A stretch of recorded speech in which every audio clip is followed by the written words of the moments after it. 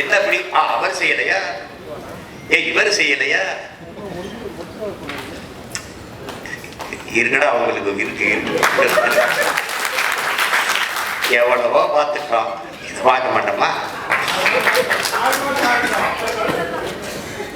ஒவ்வொரு பாருங்க, ஒவ்வொரு செயல்களையும்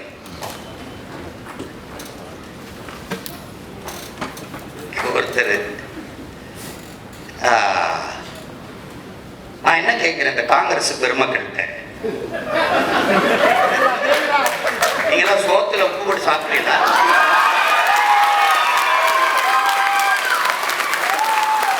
உங்களுக்கு மானோ ரோசம் சூடு சொரணை வெக்கம் இதுல ஏதாவது ஒண்ணு இருக்க.